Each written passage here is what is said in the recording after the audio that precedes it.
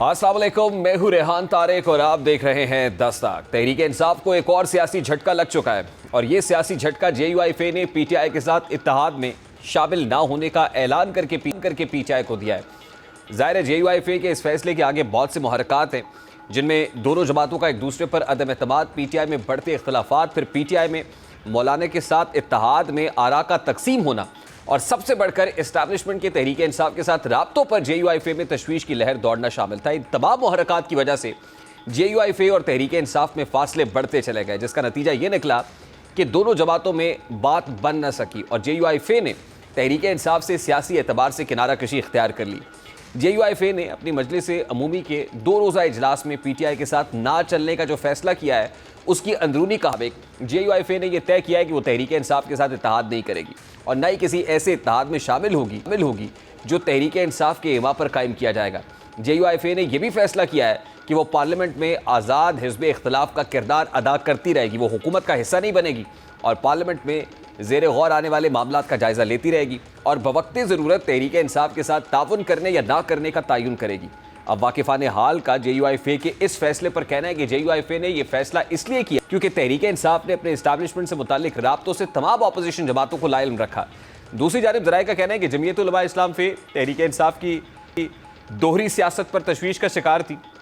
JUIFA के मुताबिक तहरीक इंसाफ हुकूमत के खिलाफ सियासी जमातों के इश्तराक से बड़ा इत्तेहाद कायम करने की ख्वाहिशमंद थी, लेकिन दूसरी तरफ वो इस्टेब्लिशमेंट के साथ मुज़ाकरात में मसरूफ़ थी और PTI ने वसीतर सियासी इत्तेहाद का राग भी अलाप रखा था ताकि इन खुफिया मुज़ाकरात में इसकी सौदाकार हैसियत मजबूत हो सके। यही वजह थी कि वो हम असर सियासी जमातों को आलाकार के तौर पर इस्तेमाल करने का इरादा रखती थी। अब आज जमात इस्लामी के अमीर हाफिज़ नईमुर्रहमान के साथ मीडिया से बात करते हुए रहमान अब भी ये ख्वाहिश ज़ाहिर कर रहे हैं कि वो PTI से ताल्लुकात को बेहतरी की तरफ लेकर जाएँ। वो कहते हैं कि PTI के साथ ताल्लुकात को उस मकाम पर लेना जाना चाहते हैं जहाँ बातचीत हो सके। मौलाना फजल रहमान आज मीडिया टॉक में क्या कह रहे थे, ज़रा उसकी एक झलक आपके सामने रखते हैं। यानी ये वाज़ेह हो रहा है कि अब तक दोनों जमातों में ताल्लुकात बेहतर नहीं है। फ़िलहाल तो JUIFA ने अपना ये मौक़िफ़ वाज़ेह किया है कि PTI अपने सियासी मकासद हासिल करने के लिए तमाम अपोजिशन जमातों का सियासी इस्तेमाल करना चाहती थी। ज़ाहिर है तहरीक इंसाफ एक तरफ बैकडोर राब्तों की बात करती है और दूसरी जानिब वो हुकूमत के खिलाफ तहरीक भी चलाना चाहती थी, यानी वो अपना हर ऑप्शन खुला रखना चाहती थी, लेकिन JUIFA खुद को मुतबादिल ऑप्शन के तौर पर इस्तेमाल नहीं होने देना चाहती। यही वजह है कि JUIFA ने तहरीक इंसाफ से अपना वक़्त खींच लिया है, जबकि ज़राए के मुताबिक जमीयत उलमा इस्लाम के इनकार के बाद PTI ने सर जोड़ लिए हैं। PTI के बड़ों ने पार्टी की जानिब से बाज़ाब्ता ऐलान तक इंतज़ार का फैसला किया है। ज़राए के मुताबिक PTI ने इनकार पर जमीयत उलमा इस्लाम फे से रब्ता किया है। जमीयत उलमा इस्लाम ने मजलिस उमूमी के हतमी फैसले के आने तक इंतज़ार का मशवरा दिया है। अब सवाल यह है कि अगर तहरीक इंसाफ के बैकडोर राब्ते फिर से हुए हैं तो क्या तहरीक इंसाफ इस पोजीशन में होगी कि वो हुकूमत के खिलाफ तहरीक चला सके? इसका जवाब तो नफ़ी में है, क्योंकि तहरीक इंसाफ अकेले तो हुकूमत के खिलाफ कोई मज़ामती तहरीक नहीं चला सकती। अलबत्ता JUIFA अगर तहरीक इंसाफ का साथ देती तो हुकूमत को टफ टाइम मिल सकता था। बज़ाहिर तो तहरीक इंसाफ के पास यही ऑप्शन बचा है कि वो बैकडोर राब्तों के जरिए सियासी रास्ता तलाश करे और शेर अफजल मरवत तो ये दावा कर रहे हैं कि तहरीक इंसाफ के बैकडोर राब्ते हो रहे हैं। ये इंकशाफ भी कर रहा है कि अगर बानी PTI और सोशल मीडिया इदारों के खिलाफ खामोश रहा तो अगले 45 रोज़ में बानी PTI रिहा हो सकता है, यानी अगले 45 दिन बानी PTI के लिए अहम है। लेकिन सवाल ये है कि अगर बानी PTI के इदारों से बैकडोर राब्ते चल रहे हैं और शेर अफजल मरवत का दावा दुरुस्त है, तो इस बात की क्या ज़मानत है कि PTI का सोशल मीडिया इदारों के खिलाफ मनफी मुहिम चलाने से गुरेज करेगा या फिर पार्टी के लोग इदारों के खिलाफ बयानात देने से इज्तनाब करेंगे? क्योंकि माजी में भी बानी PTI की मशरूत रिहाई की बाज़गश सुनाई देती रही, खासतौर पर जब 24 नवंबर को PTI ने इस्लामाबाद में धरने का ऐलान किया और उस दौरान शौकत यूसुफजई की जानिब से यह दावा किया कि इंसाफ अगर शंघाई में पड़ाव डाल लेती है, संजानी में पहुंचती है, तो फिर PTI कुछ दिनों तक यानी बानी PTI रिहा हो सकते हैं। और PTI रहनुमा इस बारे में क्या दावा करते रहे, ज़रा वो भी आपको दिखाते हैं। उस वक्त ये ऑफर मानने की बजाय अली मीन गंडापुर और बुशरा बीवी की हिदायत पर कारकुन D चौक पहुंच गए और फिर 26 नवंबर का वाक़या हुआ, जिसके बाद तहरीक इंसाफ इदारों में महाजराई कम होने की बजाय मज़ीद बढ़ गई। यानी उस वक्त PTI रहनुमा बानी PTI की मशरूत रिहाई का दावा कर रहे थे और अब ये दावा शेर अफजल मरवत की जानिब से किया जा रहा है। अब अगर ये बैकडोर राब्ते हो रहे हैं और इन राब्तों का कोई भी हतमी नतीजा नहीं निकलता तो फिर तहरीक इंसाफ के पास सियासी एतबार से ऑप्शन महदूद हो जाएंगे, क्योंकि JUIFA तो पहले ही हाथ खड़े कर चुकी है और तहरीक इंसाफ खुद इस पोजीशन में नहीं है कि वो अपनी सियासी सरगर्मियों को मौसर अंदाज से सर अंजाम दे सके। यानी मौलाना का तहरीक इंसाफ से राहें जुदा करना तहरीक इंसाफ के लिए बड़ा सेटबैक साबित हो सकता है। अब पाकिस्तान तहरीक इंसाफ के पास क्या ऑप्शन है या PTI इस मुतालिक क्या सोच रही है, ये यकीनन सोचने की बात है, लेकिन मौलाना फजलुर रहमान जमीयत उलमा इस्लाम पे लगता है कि इस हवाले से फैसला कर चुके हैं। इस वक्त हामिद खान साहब पाकिस्तान तहरीक इंसाफ के मरकज़ी रहनुमा वो हमें ज्वाइन कर रहे हैं। कुछ ही देर में हामिद खान साहब हमारे साथ मौजूद होंगे। लेकिन पाकिस्तान तहरीक इंसाफ के पास ऑप्शंस क्या मौजूद हैं? पीटीआई का अपना हाउस इन ऑर्डर क्यों नहीं है? और जब तक पीटीआई का अपना हाउस इन ऑर्डर नहीं होता तब तक बानी पीटीआई की रिहाई की कोई सबील नहीं हो सकती। ये कन्फ्यूजन रहेगी, वो पैदा करता है या फिर वो यानी वो कॉन्शियस है या अनकॉन्शियसली हो रहा है। पीटीआई को इस बारे में सोचना होगा। लेकिन पीटीआई में कौन है जो इस हवाले से जो है वो सोचेगा और कोई कंसेंसस पॉलिसी डेवलप करेगा? हामिद खान साहब हमें कुछ ही देर में ज्वाइन करेंगे। शॉर्ट ब्रेक लेते हैं, ब्रेक के बाद वापस आएंगे। हामिद खान साहब हमारे साथ मौजूद होंगे। ब्रेक के बाद वापस आते हैं।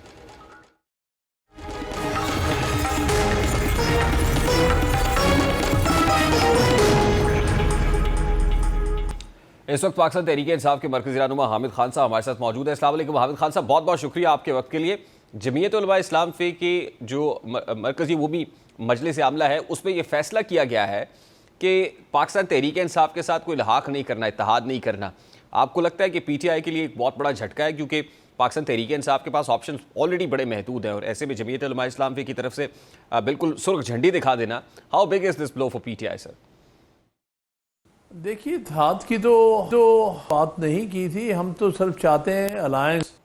इत्तेहाद तो वो है जब दोनों मिल जाएं, आपस में एक हो जाएं। उसकी मतलब की बात नहीं हुई कि जिन इश्यूज पर हमारा उनका इत्तेफाक है उस हद तक हम इकट्ठे चलें।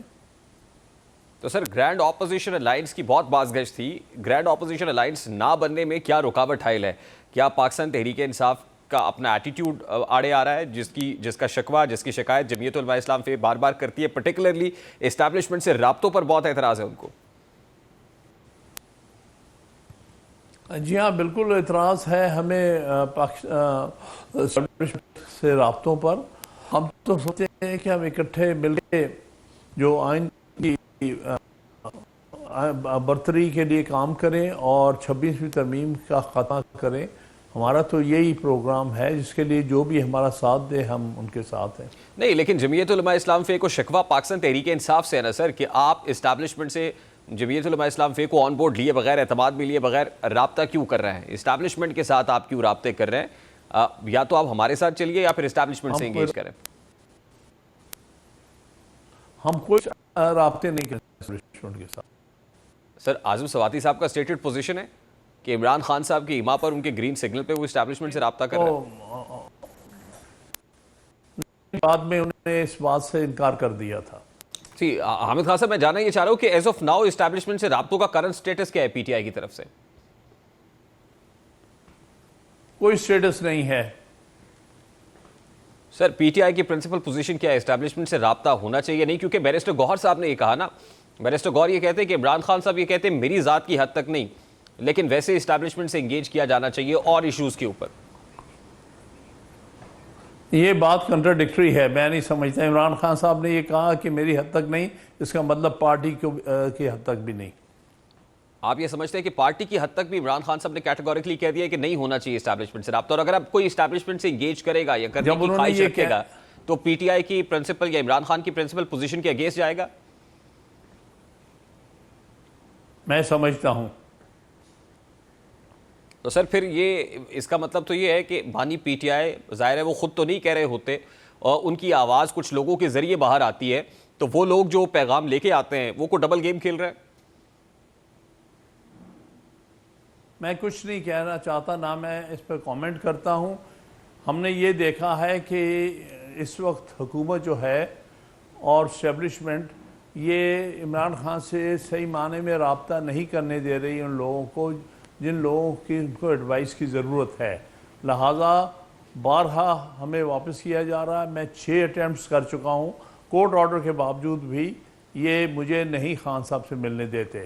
तो इसका मतलब है कि जिनको मिलने देते हैं उनसे या तो उनकी कोई अंडरस्टैंडिंग है या दूसरी सूरत में जो वो पैगाम लाते हैं उसको मिस इंटरप्रेट किया जाता है। लेकिन हामिद खान साहब, हर मीटिंग के अंदर जो चेयरमैन पीटीआई हैं वो तो मौजूद होते हैं। ये सेक्रेटरी जनरल पीटीआई सलमान अकरम राजा साहब तो चले जाते हैं, अपना इस्तेहकाक इस्तेमाल करते हैं। इस तरह की बात ठीक तरीके से बाहर नहीं आ रही। देखिए, मैं कुछ इसके बारे में मज़ीद कमेंट नहीं करना चाहता। मैंने बात वाज़े कर दी है कि मुनासिब उनको सही जो है वो मशवरा नहीं मिल रहा, और ये जानबूझ के खेल खेल रही है। जिनको चाहते हैं उनको मिलवाते हैं, और बहुत सारे ऐसे लोगों से मिलवाते हैं जिनसे जिनसे उनकी बातचीत नहीं होनी चाहिए, जो एस्टेब्लिशमेंट से ताल्लुक़ रखने वाले लोग हैं। मैं किसी का नाम नहीं ले रहा, लेकिन ये पॉलिसी नज़र आ रही है, इसीलिए कुछ लोगों को उनसे दूर रखा जा रहा है और उनको उनसे मशावरत की इजाज़त नहीं दी जा रही, उनसे मिलने की इजाज़त नहीं दी जा रही। तो इसलिए इस वक्त हम कुछ नहीं कह सकते कि पीटीआई की और इमरान खान साहब की वाज़ेह पॉलिसी क्या है। तब होगी जब इमरान खान साहब तक सब जो पार्टी के लीडर्स हैं, पार्टी के जो नुमाइंदे हैं, वो उन तक एक्सेस मिलेगी, तो फिर हम कह सकते हैं कि हाँ, ये पार्टी पोजीशन है और ये इमरान खान साहब की इंस्ट्रक्शंस हैं। इससे पहले कुछ कहना जो है वो मुमकिन नहीं है। सर, इंटरेस्टिंगली जिन लोगों की मुलाकात हो रही है उनका ताल्लुक भी तो पीटीआई से ही है ना? मैं कुछ कह नहीं सकता। इस पर भी आपकी राय महफूज है? कोई डाउट है कि वो पीटीआई से हैं या नहीं? नहीं, देखिए, मैं इतनी लंबी चौड़ी बहस में पढ़ना नहीं चाहता, लेकिन जो बात बता दी आपको कि बहुत सारे लोगों को बशमूल मेरे उनसे मिलने नहीं दिया जा रहा है पिछले कई महीने से, और कोर्ट ऑर्डर्स को भी डिफाई कर रहे हैं ये जेल अथॉरिटीज़ वाले। ज़ाहिर है कहने पर कर रहे हैं, लेकिन ये हो रहा है। तो इसलिए कोई बात भी हतमी तौर पे कही नहीं जा सकती, क्योंकि एक पॉलिसी जो है, जो हमारी पॉलिसी हो सकती है पार्टी की, वो बन नहीं पा रही, क्योंकि जो है उसके रस्ते में रुकावटें डाल रही है। तो सर, अल्टीमेटली तो इससे बानी पीटीआई के कॉज को नुकसान पहुंच रहा है, इटसेल्फ बानी पीटीआई को नुकसान पहुंच रहा है, and who is responsible for this primarily? आप क्या समझते हैं? खान साहब को झूठे केसों में उलझाकर दूर रखें, और उनकी बात जो है जो मुनासिब लोगों के साथ जिनसे मुशावरत की ज़रूरत है उनसे ना होने दी जाए, और जो कुछ भी बात आए उसमें हर किस्म के कन्फ्यूजन डाला जाए। जैसे कि आप बता रहे हैं कि फ़लाँ ने ये कहा, फ़लाँ ने ये कहा, तो कंट्राडिक्टरी बातें बाहर आ रही हैं, जिसका मकसद सिर्फ पीटीआई को डिफ़िकल्टी में डालना है। कि देखें जी, इनमें आपस में बड़ी डिवाइड है, ये एक दूसरे के ख़िलाफ़ बातें कर रहे हैं, ये आपस में बिखरे हुए हैं। ये सारी वो बातें हैं जो कि बिल्कुल बेबुनियाद हैं, लेकिन ये जानबूझ के फैलाई जा रही हैं, और जो हमारी मीडिया है ये उनके सामने बेबस है, वो पीका का शिकार है। वो कोई सही बात सामने आने ही नहीं देता, ना ही सही माने में बात जो कुछ भी हम करते हैं वो बाहर आता है। जैसे कि पिछले हफ्ते, ये पार्टी की बात नहीं कर रहा, कराची में वकला का बहुत बड़ा कन्वेंशन हुआ था, और उसके ऊपर सारे पाकिस्तान में से नुमाइंदे गए थे, लेकिन आप देख लिए टीवी चैनल्स ने ना दिखाया, ना अखबार उनको रिपोर्ट कर सके। तो सूरत हाल ये है कि इस वक्त मीडिया तो बेबस है, कोई चीज़ रिपोर्ट ही नहीं होती, और जो कुछ रिपोर्ट होता है वो एक एंगल से रिपोर्ट करवाया जाता है ताकि उसका कुछ और तासुर लोगों तक पहुँचे। सर, लास्टली क्या वजह है कि इस पर कोई मौसर एहतजाज फिर पीटीआई नहीं कर पा रही, कि बानी पीटीआई से उन लोगों की मुलाकात नहीं हो रही, को पार्टी मिल के कोई कंसेंसस पॉलिसी डेवलप नहीं कर पा रही, कि कोई मैस मोबिलाइजेशन हो, कोई एहतजाज हो, कोई इफेक्टिव प्रोटेस्ट हो? देखिए, इसके ऊपर बातचीत हो रही है, हम अदालतों में भी जा रहे हैं, और भी हर सूरत आपस में इस मामले में मशावरत कर रहे हैं। तो देखें। बहुत बहुत शुक्रिया। हामिद खान साहब पाकिस्तान तहरीक इंसाफ के मरकज़ी रहनुमा हमारे साथ मौजूद थे, और तशवीश उन्हें यह है कि जो बात बाहर आके बताई जाती है वो बानी पीटीआई का मौक़िफ़ नहीं है, स्टांस नहीं है, इस्टेब्लिशमेंट से कोई रब्ता नहीं हो रहा और ना करना चाहते हैं, लेकिन डाउट अपने लोगों पर भी है। दूसरी जानिब पीपल्स पार्टी और नून लीग में दरियाए सिंध में नहरें निकालने और पंजाब में पावर शेयरिंग के मामले पर तनाव बरकरार है। गो कि दोनों जमातों में अब ये इत्तफाक हुआ है कि फिलहाल इकट्ठी चलेंगी, और ये इत्तफाक गवर्नर हाउस पंजाब में पीपल्स पार्टी और मुस्लिम लीग नून की कोऑर्डिनेशन कमेटीज़ के इजलास में हुआ है। लेकिन इसके बावजूद अब भी दोनों जमातों में बेयकीनी मौजूद है। ज़ाहिर है पीपल्स पार्टी का हुकूमत से ये शिकवा है कि वो वफाक में अपनी सबसे बड़ी इत्तेहादी जमात को वो इज़्ज़त और मकाम नहीं दे रही जो उसको मिलना चाहिए। फिर नहरों के मामले पर भी दोनों जमातों में लफ्ज़ी गोलाबारी जारी है, और अब नून लीग पीपल्स पार्टी के साथ नहरों के मामले पर बात करने पर अपनी रजामंदी जाहिर कर रही है। हालांकि वजीर आजम शहबाज शरीफ ने माजी में भी बिलावल भुट्टो की क़यादत में वफ्द से मुलाकात में तहफ़्फ़ुज़ात दूर करने की यकीन दहानी कराई थी, लेकिन बिलावल भुट्टो ने अपने आखिरी जलसे में भी वफाकी हुकूमत पर तनकीद जारी रखी। जैसा कि हैदराबाद जलसे में बिलावल भुट्टो ने नहरों का मसला हल ना होने पर हुकूमत से अलहदगी इख्तियार करने का इंदिया भी दिया था। बिलावल ने उस जलसे में क्या कहा था, जरा उसकी एक झलक आपके सामने रखा। आज इसी तरह पीपल्स पार्टी के रहनुमा सईद गनी ने एक बार फिर नहरों के मामले पर वफाकी हुकूमत के दायरा कार को चैलेंज किया है। सईद गनी कहते हैं कि पानी की तकसीम का इख्तियार वजीर आजम के पास भी नहीं, वजीर आजम भी चाहें तो केनाल की मंजूरी नहीं दे सकते, यानी मामला अब भी पेचीदा हो सकता है। और इस पेचीदगी का इजहार कमर ज़मान कायरा ने गुज़श्ता रोज़ किया है। वो कहते हैं कि अल्लाह ना करे हम हुकूमत का साथ छोड़ दें और कोई नया सियासी बहरान खड़ा हो जाए। हुकूमत को भी पीपल्स पार्टी की आवाज़ सुननी चाहिए। जब पीपल्स पार्टी के खिलाफ मनफी बयानिया बनेगा तो हमें बोलना पड़ेगा। अब पीपल्स पार्टी पंजाब में बल्दियाती इंतखाबात फौरी कराने का मुतालबा भी कर रही है। इसके साथ साथ पीपल्स पार्टी नून लीग को बल्दियाती इंतखाबात समेत बल्दियाती निज़ाम के तरमीमी बिल पर भी टफ टाइम देने का फैसला कर चुकी है। पीपल्स पार्टी का यह दावा है कि बल्दियाती इंतखाबात कराने के हवाले से उसका नून लीग के साथ तहरीरी मुआहिदा हो चुका है, लेकिन इस पर अमल दरामद नहीं हो रहा। अगर पंजाब में बल्दियाती इंतखाबात नहीं होते तो मुमकिन है पीपल्स पार्टी और नून लीग में मजीद दूरियां बढ़ जाएं, क्योंकि अब भी पीपल्स पार्टी के तहफ़्फ़ुज़ात अपनी जगह पर बरकरार नजर आ रहे हैं। और ज़राए के मुताबिक नहरों के मसले पर वज़ीर आज़म शहबाज शरीफ से बिलावल भुट्टो ज़रदारी की मुलाकात भी मुतवक्के है, और ये मुलाकात 25 अप्रैल से कबल होने का इम्कान है, क्योंकि 25 अप्रैल को पीपल्स पार्टी का सक्खर में जलसा होने जा रहा है। ज़राए पीपल्स पार्टी के मुताबिक नहरों की तामीर पर वज़ीर आज़म शहबाज शरीफ से दो टोक बात होगी, और पीपल्स पार्टी के मुताबिक पार्टी की आदत चाहती है कि हुकूमत दरियाए सिंध से नहरें निकालने के मनसूबे को ख़त्म करने का ऐलान करे।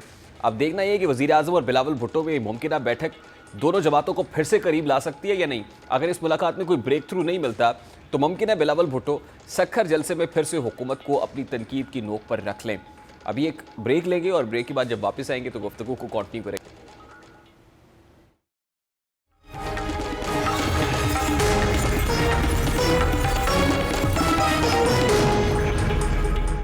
इस वक्त सीनियर तज्जियाकार अब्दुल्ला गुल साहब ने भी ज्वाइन किया है। अस्सलाम वालेकुम अब्दुल्ला गुल साहब, बहुत बहुत शुक्रिया आपके वक्त के लिए। सबसे पहले तो बड़ा सादा सा सवाल है, ये पीटीआई और पर्टिकुलरली नून लीग और पीपल्स पार्टी में ये जो फायर फाइटिंग है नहरों के मामले पर नहीं हो पा रही, आपको लगता है कि अल्टीमेटली पाकिस्तान मुस्लिम लीग नून पाकिस्तान पीपल्स पार्टी का मुतालबा मान लेगी या मानना पड़ेगा?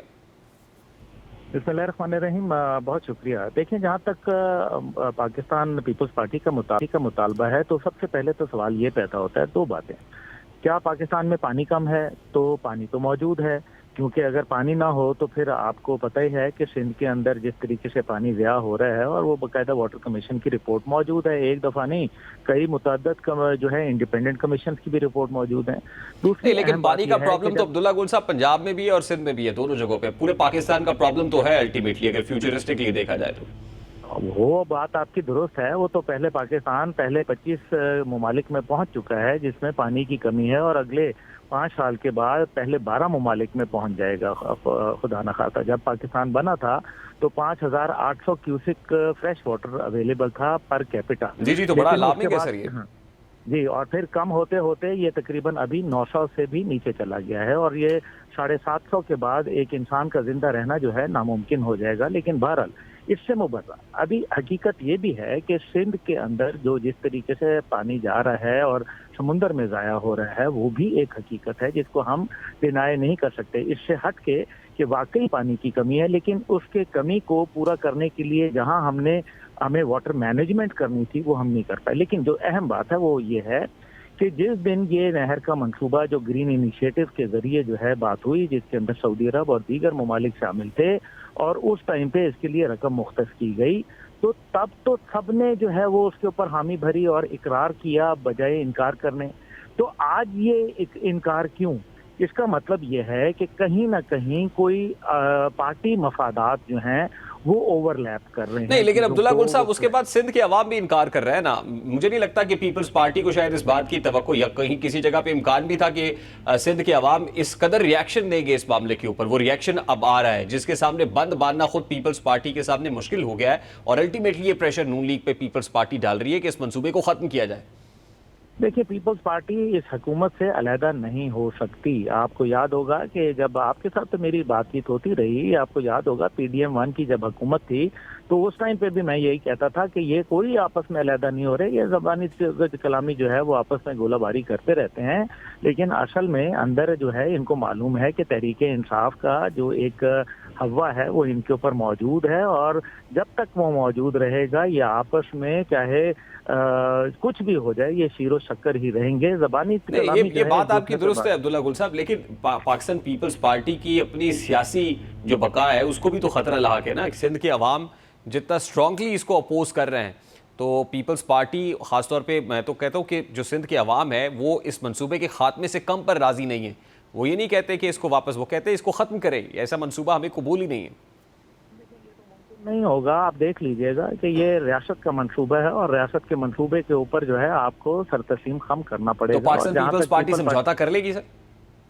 पाकिस्तान पीपल्स पार्टी समझौता करती आई है और उसको मजीद करना पड़ेगा। और इसके अंदर जो सबसे बड़ा उनको इशू है जो पाकिस्तान पीपल्स पार्टी को है, वो ये नहीं है कि वो क्या जो आप और मैं बात कर रहे हैं। असल मसला जुल्फिकार भुट्टो जूनियर का है, जो इस टाइम पे उन लोगों के साथ खड़ा है जो सिंध के ऊपर पानी की बातचीत कर रहे हैं, और वो इसके अंदर गेन कर रहा है पॉपुलैरिटी। और जाहिर है पीपल्स पार्टी की क़यादत, क्योंकि वो भुट्टो खानदान का असली वारिस जो है वो जुल्फिकार भुट्टो जूनियर है, जिसकी अपनी शक्ल सूरत भी बिल्कुल अपने जो है वो दादा जैसी है, और उसका कद काठ भी जो है वो अपने बाप जैसा है, और वो सिंधी जबान बोलता है, वो लोगों के साथ बैठता है, उनके तौर तरीकों से वाकिफ है। हाँ, ये अलहदा बात है कि कुछ कुव्वतें जो उसको जो सिंध के अंदर मौजूद हैं, और खुद पाकिस्तान पीपल्स पार्टी जो है वो उनको आगे नहीं बढ़ना चाहती। और आपको याद है फातिमा भुट्टो भी जो है एक जमाने में इस्लामाबाद नहीं आती थी घबरा के, और उसकी वजूहात मैं टेलीविजन पे ना ही बताऊं तो बेहतर है। नहीं तो ये मामला आपको कहाँ जाके खत्म होता हुआ नजर आ रहा है फिर? मुझे ये मामला जो है ये इवेंचुअली जो है वो जाहिर है इसके अंदर कुछ ना कुछ जाहिर है पीपल्स पार्टी को गेन तो होगा, लेकिन इसमें एक बहुत अहम नुक्ता है जिसको आपको और मुझे दोनों को मेरे ख्याल में हमें आवाम को बताना पड़ेगा, और वो है जो बिलावल भुट्टो साहब की खुद। बिलावल भुट्टो साहब आपने देखा नहीं कि कुछ अरसे से मार्जिनलाइज हो गए, उनको जो जितनी भी ऐसी कॉन्स्टिट्यूशनल अपॉइंटमेंट्स थी, तो उनके वाले साहब सदर बन गए, उनके बाकी लोग जो थे वो गवर्नर बन गए, कहीं ना कहीं किसी को एडजस्टमेंट हो गई, लेकिन बिलावल साहब जो है उनको कुछ नहीं मिला। और सबसे बढ़कर उसकी सबूत यह है कि वो खुद अपनी हुकूमत के ऊपर, उसकी कारकर्दगी के ऊपर, नहीं, लेकिन बिलावल साहब अगर लेना चाहते तो वो कौन सा दूर था, वो पाकिस्तान मुस्लिम लीग नून तो खुद बिलावल साहब को कह रही थी कि आप कैबिनेट का हिस्सा बने। और फिर जाहिर है बिलावल साहब चेयरमैन पीपल्स पार्टी है सर, उन्हीं की पार्टी के सदर हैं, उन्हीं की पार्टी के स्पीकर हैं, उन्हीं की पार्टी के चेयरमैन हैं। नहीं, उनको प्रॉब्लम थी ना, उनको प्रॉब्लम अपने घर से है, उनका मसला जो है वो अपने घर से है, और इसी वजह से उन्होंने सिंध हुकूमत के ऊपर मुतअद्दिद बार बड़ी खुल के तनकीद की, और मायूस कुन कारकर्दगी उन्होंने इसको बोला, मैंने नहीं बोला ना आपने बोला, उन्होंने खुद बोला मायूस कुन कारकर्दगी। और वो इसी वजह से, क्योंकि वो अपने आप को इररेलेवेंट समझ रहे हैं, वो समझ रहे हैं कि इस बंदर बांट के अंदर सारा कुछ जो है वो जिनको मिलना था वो मिल गया। और वो ये गेम होती है असल में पावर की, ये बड़ी जालिम होती है। इसमें जो टोपियां बुनने वाला बादशाह होता है वो भी अपने बाप को जो है उसकी आंखें निकलवा लेता है और भाई को हाथी तले को चलवा देता है। तो ये जो गेम पावर गेम होती है, महलाती साजिशें, ये तो आज की नहीं है, पूरी दुनिया के अंदर होती हैं।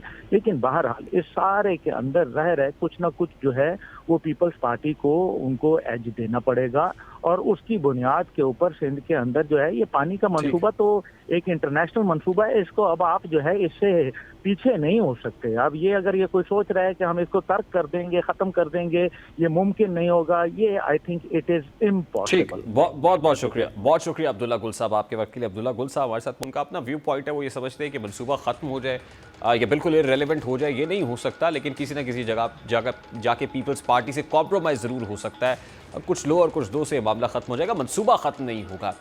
एक और इंपॉर्टेंट इशू है, लाहौर हाई कोर्ट ने खातीन के हुकूक के तहफ़्फ़ुज़ के हवाले से एक तारीखी और तफसीली फैसला सुना दिया है। फैसले में करार दिया गया है कि खुला लेने वाली खातून न सिर्फ अपने हक़ महर की मुकम्मल हकदार है, बल्कि उसे जहेज़ की रकम और दीगर तहाइफ से भी महरूम नहीं किया जा सकता, चाहे वो खुद खुला का मुतालबा ही क्यों ना करे। ये फैसला जस्टिस राहील कामरान शेख ने शहरी आसिफ महमूद की दरख्वास्त पर सुनाया, जिन्होंने अपनी साबिका अहलिया की जानिब से खुला की बुनियाद पर हासिल करदा अदालती डिग्री को चैलेंज किया था, जिसमें उन्हें हक़ महर और जहेज़ की रकम अदा करने का हुक्म दिया गया था। अदालत ने अपने फैसले में माशरती, मजहबी पहलुओं का गहराई से जायजा लेते हुए कहा है कि पाकिस्तान के माशरे में जहेज़ देना एक रासिख रिवायत है, जहाँ वालिदैन अपनी बेटी को शादी के मौके पर अपनी माली हैसियत के मुताबिक जहेज़ फराहम करते हैं और यह अमल माशरती इक़दार का अहम हिस्सा बन चुका है। अदालत ने मज़ीद वज़ाहत की कि इस्लामी तालीमात के मुताबिक तलाक देना बुनियादी तौर पर शौहर का हक है, लेकिन जब वो तलाक देता है तो वो हक़ के महर या दीगर तहाइफ की वापसी का मुतालबा करने का कानूनी और शरई हक़ खो देता है। इस सिलसिले में अदालत ने कुरान पाक की सूरह बकरा का हवाला दिया, जिसमें तलाक की सूरत में शौहर अहलिया से तहाइफ और हक़ के महर वापस नहीं मांग सकता, और इसके अलावा सूरह निसा का भी हवाला दिया है, जिसमें भी शौहर की जानिब से अहलिया को दिए गए माल और तहाइफ वापस मांगने से रोका गया है। वफाकी शरई अदालत के एक साबिका फैसले का हवाला देते हुए अदालत ने कहा है कि अगर शौहर का रवैया जैसा कि तशद्दुद करना, गैर मुनासिब सलूक या दीगर मनफी इक़दामात खातून को खुला लेने पर मजबूर करे तो अदालत को इख्तियार है कि वह हक़ महर की रकम वापस ना करने का हुक्म दे। अदालत ने इस बात पर जोर दिया है कि हक़ महर खातून के लिए एक माली तहफ़्फ़ुज़ और सिक्योरिटी की हैसियत रखता है, जो उसे शादी के बंधन में माली खुद मुख्तारी और तहफ़्फ़ुज़ फराहम करता है। अगर शौहर का रवैया इसे खुला लेने की तरफ धकेलता है तो वह ना सिर्फ हक़ महर बल्कि दीगर माली हुकूक की भी मुकम्मल हकदार है। इस फैसले में अदालत ने यह भी वाज़ेह किया कि खुला का मुतालबा करने वाली खातून को महज इस अमल की बुनियाद पर उसके जायज़ हुकूक से महरूम ना तो शरई तौर पर दुरुस्त है और ना ही कानूनी तौर पर जायज़ है। अब ये फैसला ख़ातीन के माली और माशरती तहफ़्फ़ुज़ को यकीनी बनाने की समत में एक अहम पेशरफ्त है, और इस फैसले से न सिर्फ कानूनी हलकों में बहस को तक़वियत मिलेगी बल्कि ये फैसले माशरे में ख़ातीन के हुकूक के बारे में शऊर उजागर करने में भी मददगार साबित होंगे। अभी एक ब्रेक लें, वापस आएंगे, एक और अहम स्टोरी आपके साथ शेयर करेंगे। इस ब्रेक के बाद हमारे साथ रहिए।